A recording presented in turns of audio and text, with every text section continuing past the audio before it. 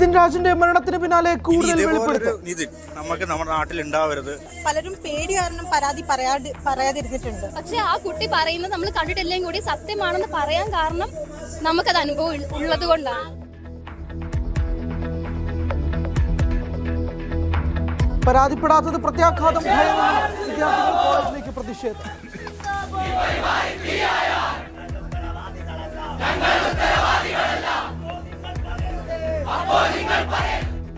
സ്വമേധയാ കേസെടുത്ത് യുവജന കമ്മീഷൻ.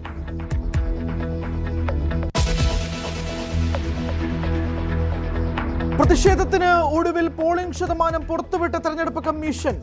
അന്തിമ ചിത്രം മാറുമെന്ന് രതൻ കേൽക്കർ.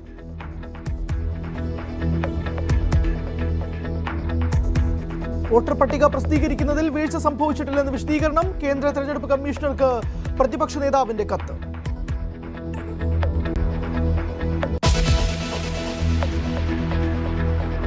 PC ജോർജിനും ഷോൺ ജോർജിനുമെതിരെ പാലാ ബിഷപ്പ്. ഭീഷണിയുടെ സ്വരം വില പോകില്ല, ആരും പേടിപ്പിക്കേണ്ടെന്നും മാർ ജോസഫ് കലറങ്ങാട്ട്.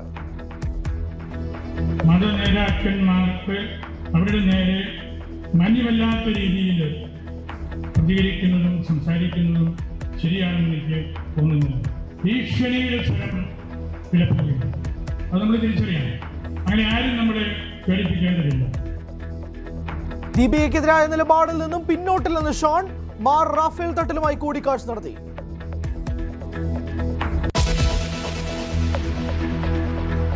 ഹോർമുസ് കടലിടുക്കിലേക്ക് അമേരിക്കയുടെ പടയൊരുക്കം. പരിഹസിച്ച് ഇറാൻ നാവിക മേധാവി.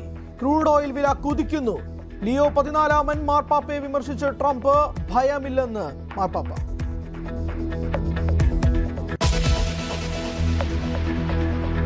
രക്ഷകനായി എത്തി പീഡിപ്പിച്ചെന്ന പരാതിയിൽ പോലീസിനെതിരെ ഗുരുതര ആരോപണം. വീഴ്ചയില്ലെന്ന് SP. കൊച്ചിയിൽ അച്ഛന് മകന്റെ ക്രൂരമർദ്ദനം.